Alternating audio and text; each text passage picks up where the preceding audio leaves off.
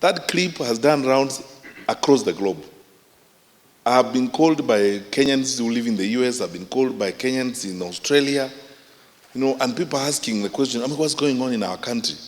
When did we become animals to treat people like that?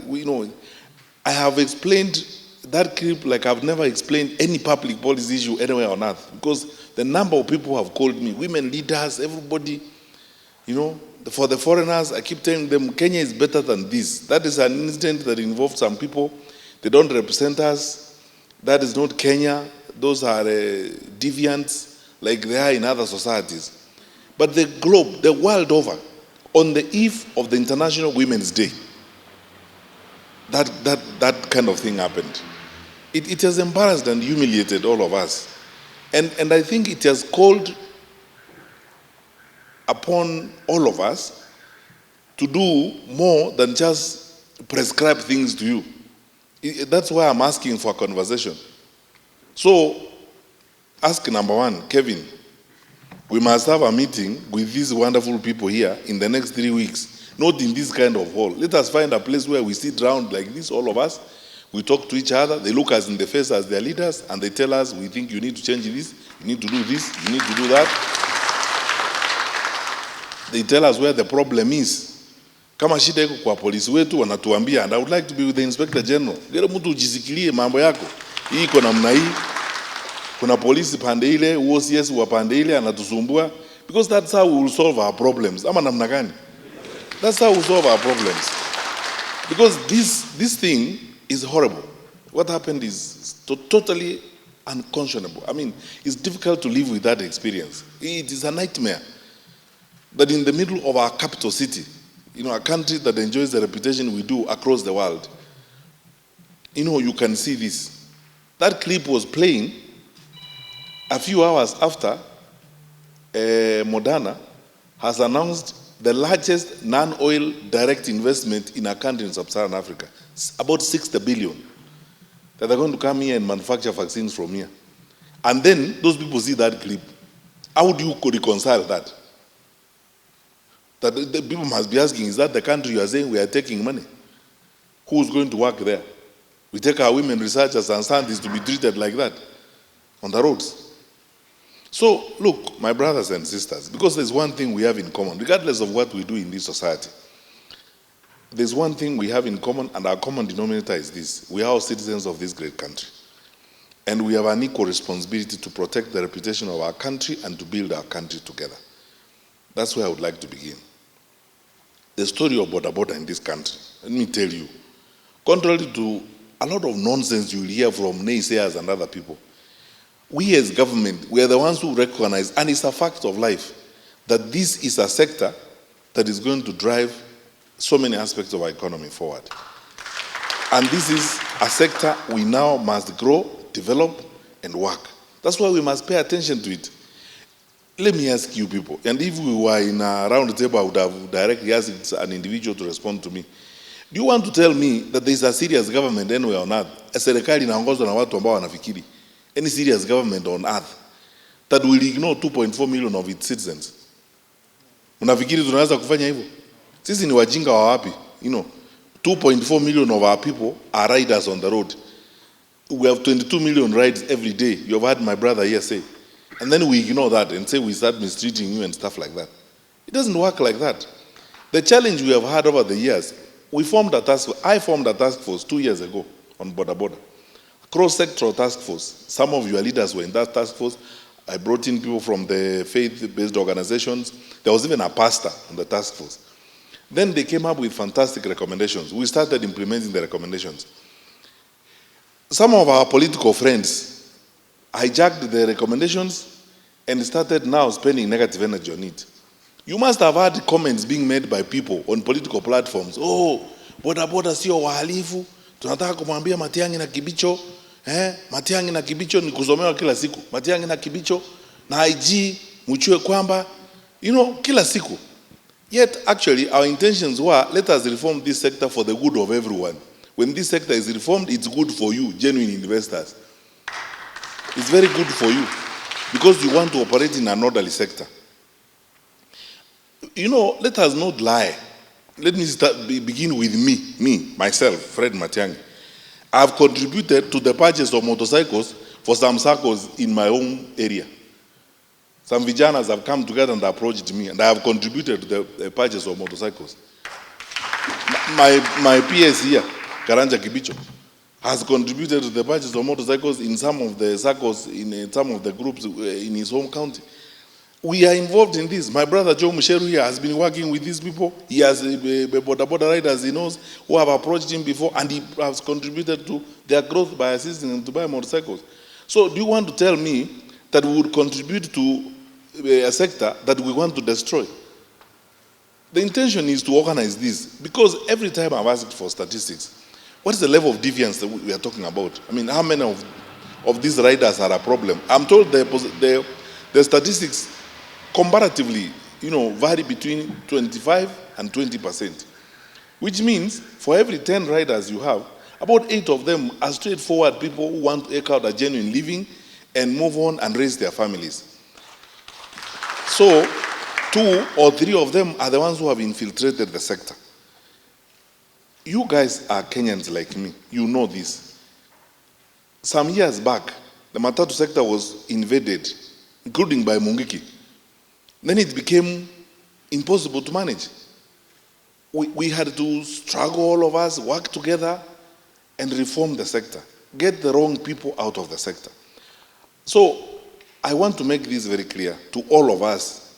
Our focus as citizens, because government and you, we are citizens, is to clean up this border sector, remove the wrong people from amongst us.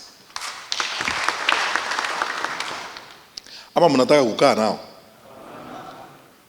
That is it. We want to remove these wrong people, because some of these characters, because 8 out of 10 of you are people who are genuinely gone, saved money, come together, organize yourselves in a circle, bought a motorcycle or 2. You are carrying people.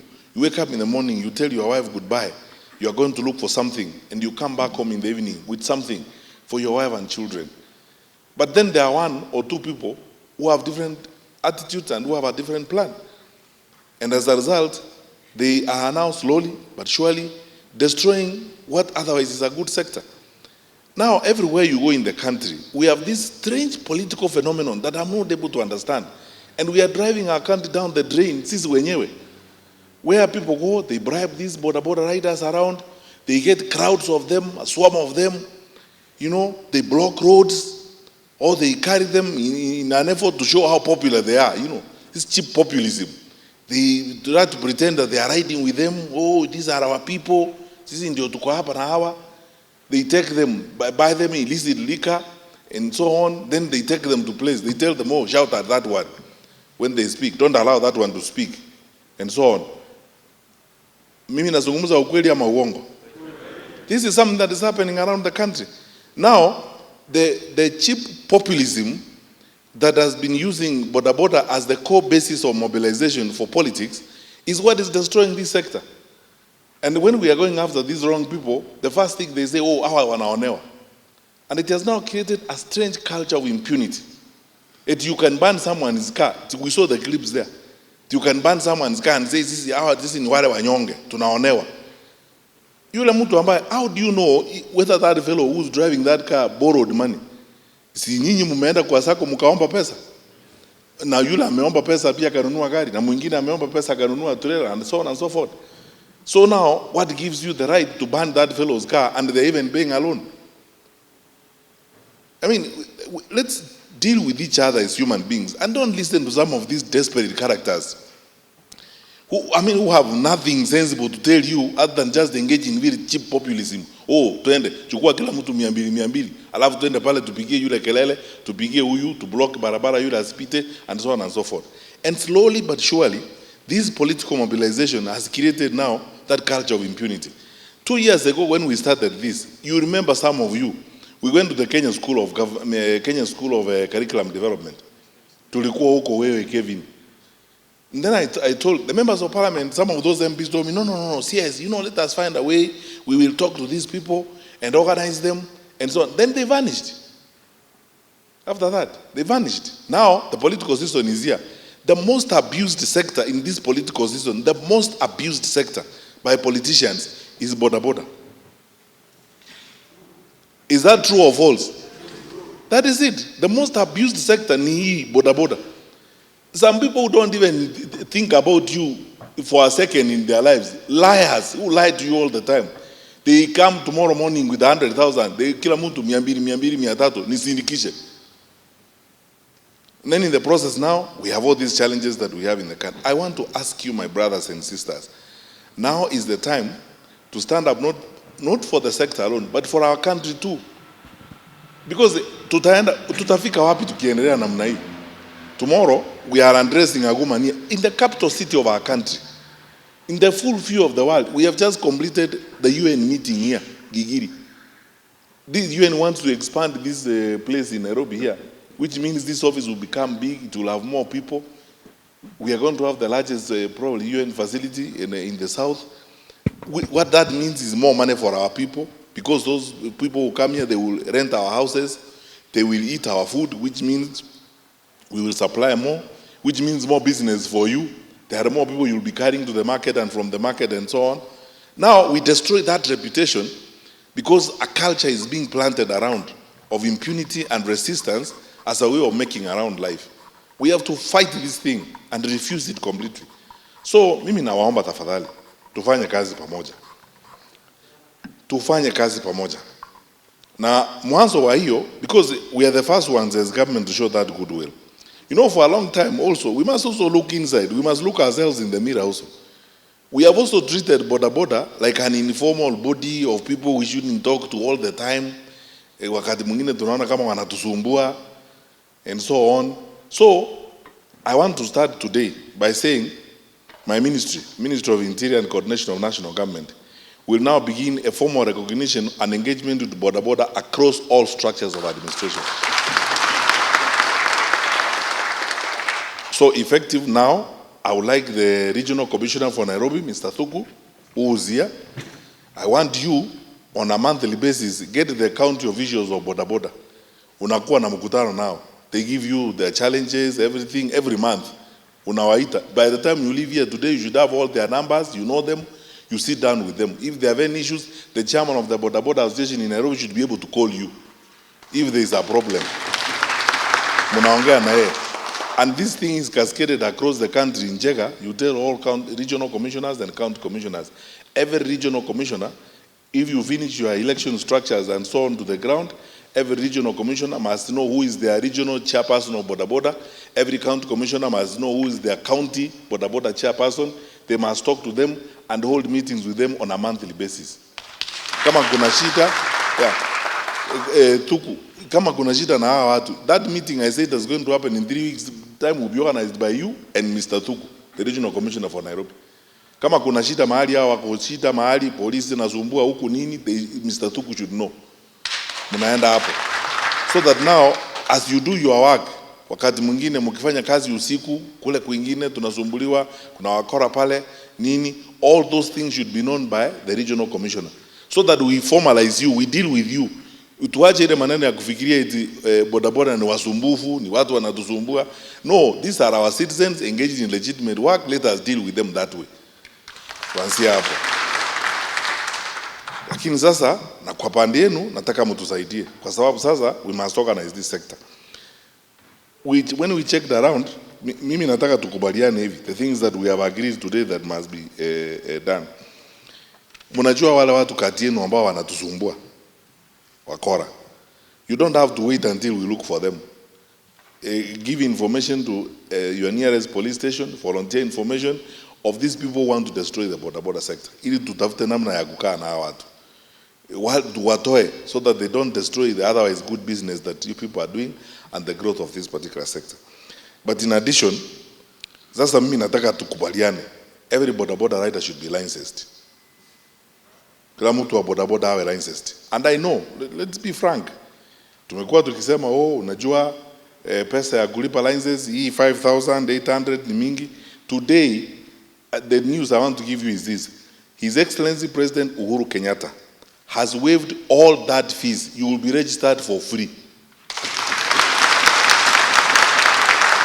So, Hakuna maneno ya 5,800. Njau si unasikia? Unio mtu wa NTSA yako hapa, hakuna kuitisha 5,800. President amesema free registration. So that sasa upate licenses, tujue wewe ni nani anaendesha bodaboda na anaendesha wapi. From 21st of this month, this good man is going to post 52 registration centers across the country. In every one of our 52 Huduma centers in the country, we'll begin the process of registering bodaboda riders. You go there and be registered. You'll fill a form, you'll be registered, and after you have been registered, you'll be given a smart rider's license. Na tumekubaliana Njau, wakifika kwa hiyo ofisi, hakuna mtu anauliza pesa, hakuna maneno ya chai, na hakuna maneno ya kitu ingine, soda na ujinga kama huu. Wawe registered. So that now we have alliances, you have a smart riders licenses. Unatembea nayo. Sababu kama uko mtu uko genuine, uko na mambo yako yote, kitambulisho yako, pini yako, certificate of good conduct, wewe ni mtu genuine. Sababu yule mkora atapata smart licenses, hawa anajulikana namna gani? That is the easiest way of getting rid of these bad people from our ministry. Sasa wale watu wazuri kama nyinyi, mpate smart driving licenses namna hiyo, alafu tunaendelea mbele. Ama namna gani? Yeah. Then we have the details. Sasa tutoe mambo ya pesa ili isizuie hata watu wazuri kwenda kuregister huko. Asante bwana Njau. Amba mbili, mimi nafikiri in addition to that registration zote with the regional and the county security teams will begin now vetting our bodaboda riders afresh. Kuna wale tuko na record now kwa DCI and so on, we'll start vetting this process afresh. So that tutoe wale watu ambao wanataka kutuharibia sifa kutoka kwa biashara yetu. And this vetting nimesema nyinyi wenyewe kama mna information tupatie information. And we will treat it with the confidence it deserves. Don't worry, we are not going to say where we got the information. You give us the information, fulani wa fulani huyu mambo yake si mazuri na huyu si mtu wa kawaida. Basi tutajua vile tutamshughulikia polepole, tumutoe kwa hii biashara asitufanyie aibu kama ile tuliona the other day huko Forest Road. And while we are doing that, mimi naomba tafadhali sasa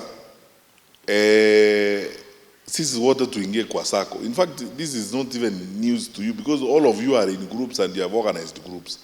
Many of these bodabodas are already in circles. Even in my own home county, I deal with some bodabodas who are in circles. Na niambianga, you know, CS, asa ukienda huku we tusaidie hii sako yetu, tulikopa kununua pikipiki, sasa tumefika mahali kidogo tumekwama tusaidie.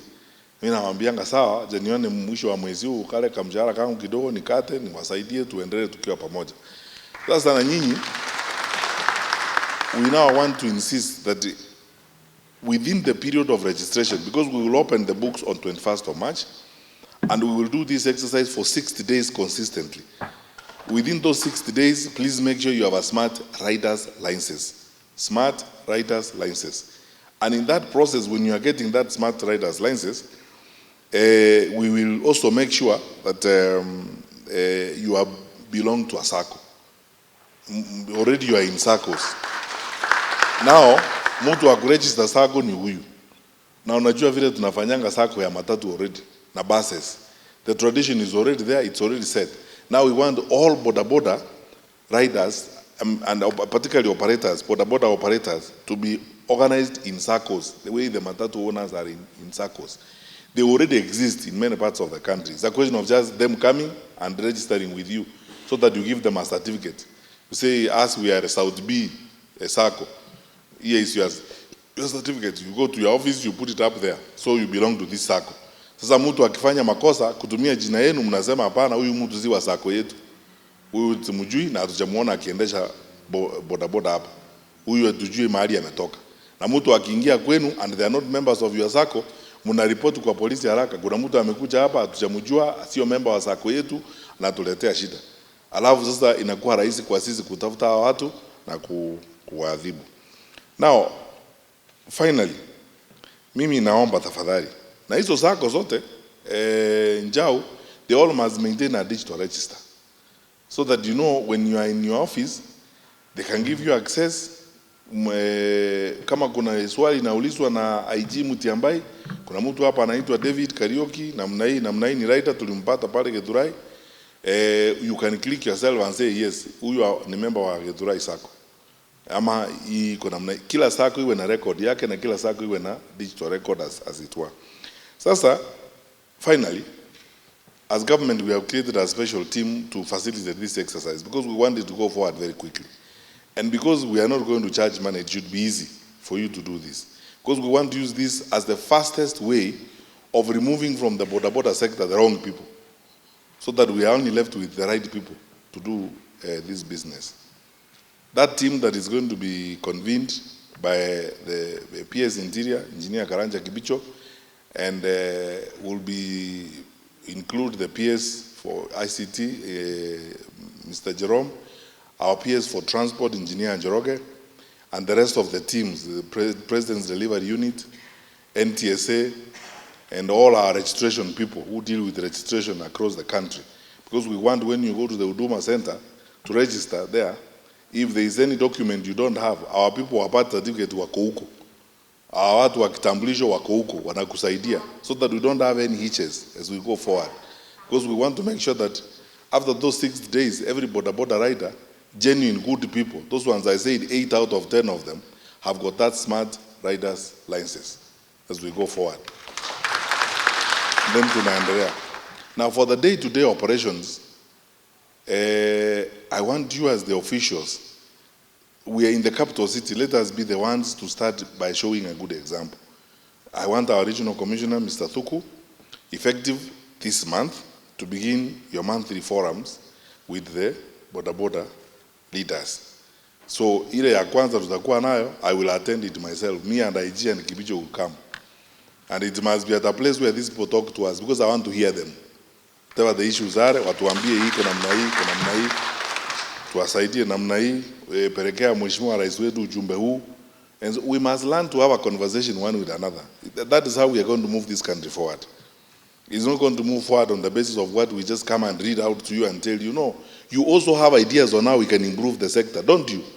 And we want to listen to your ideas too and see how we can improve. Hata watu wanatuzumbua mnawajua, kama wengine wanaletwa na sisi, mtuambie, wewe CS Matiang'i, hawa watu wanatuzumbua hapa, wanasema ni wewe uliwaleta. Yeah, nijue kama ni mimi niwaleta, hawa wanasema nijue. So, ile forum ya kwanza, which will be chaired by you because it's the RC's forum, sisi tuta-attend na hawa, na mtaniambia tarehe siku ile tutakuwa na hawa. So for now, we will give IG another 2 or so days to clean up, because there are some people he's looking for, some whose fingerprints are at the DCI and so on. So by the weekend, I believe IG utakuwa umemaliza this clean up ya kutafuta watu wote, because hao ni watu tunapaswa tupeleke pale kwa koti kihukumu wafunge, watu waondoke, so that we live our good lives without those kinds of people around here. Ili tuende kuwasaidia kutoka pande ile nyingine ya jela kuwa watu wazuri. Ili wakitoka hapo watakuwa sasa watu wa kuishi kama sisi, waelewe vile dunia inahitaji kuwa. Then we will have the discussion and see how we move forward. So I wish you well. This meeting is not coming to an end, to be continued, and it's going to be continued in the forum we are going to have, in the regional forum chaired by the RC in Nairobi. So I am waiting for the date, Mr. Thuku, which will be agreed on between you and these good people, the leaders of the county. But from now on, please encourage your colleagues. Tutafungua offices ya registration kwa Huduma centers from Monday 21st. Go there and register. Mtu asitoe excuse kusema eti wao ni pesa gani. Hakuna pesa sasa. So that we have the information and move forward. So I thank you very much, and I think as we go forward, if we implement these measures and we work together, we have a system of sharing information. Soon we will give you a border hotline, where you can report certain things that you think we need to know, and you work with your security sector people. Slowly but surely we will improve this sector and end up to do well. And then my brothers and sisters, encourage our colleagues, wherever they are across the country, that the election season should not be an opportunity to destroy our country. Sasa tunasanyana, tunafuata watu wa siasa, wengine sasa mambo yao uelewi ni nini. Kila siku ni kutuambia, sisi tunaonewa, sijui nani anaonea mtu. Sasa wewe unaambiwa eti unaonewa ili uchome gari ya mtu, eti wewe unajua huyo anaendesha gari ndiye anatuonea. And then we create that kind of silly culture which will very easily destroy our great nation if we continue that way. We are all citizens of this country. We want, as my brother Musheru said, to support you. Some of your circles, like I saw in Nanyuki, in parts of Nyeri, are now building houses. They are landlords. They are going to own houses. They are doing well. So tomorrow's rider, will he go to that house and burn it and say yule wa nyumba ile anawaonea? Si alianza mahali akafika mahali amefika sahi. Sasa hii style ya kusema unaonewa, eti tunaonewa, wanyonge tunaonewa. And then in the process now you want to, yule mtu wa gari labda 2 years ago alikuwa wa bodaboda. Na wewe utakuwa mtu wa gari another 2 years from now by the grace of God. Na utakuwa mtu wa trailer. Na ukuwe mtu na nyumba yako na mambo kama hayo. Sasa siku hiyo tukuchomea nyumba kusema tumetuonea. Let us be reasonable people in the manner in which we carry ourselves forward. I think with these measures and by the grace of God, if we all work together, we will sort this out. My parting words are these: discipline, discipline, discipline. And we can discipline ourselves and each other. Serikali, we don't have 50 million police officers to look after every Kenyan. So sasa nyinyi wenyewe mkiwa kwa sako, you can even put your rules and regulations. And sasa kwa sako yetu ukifanya namna hii tunakufukuza. Ama namna gani? That is it. Then you manage yourselves. Self-regulation works, and we want it to work in the border sector. God bless you.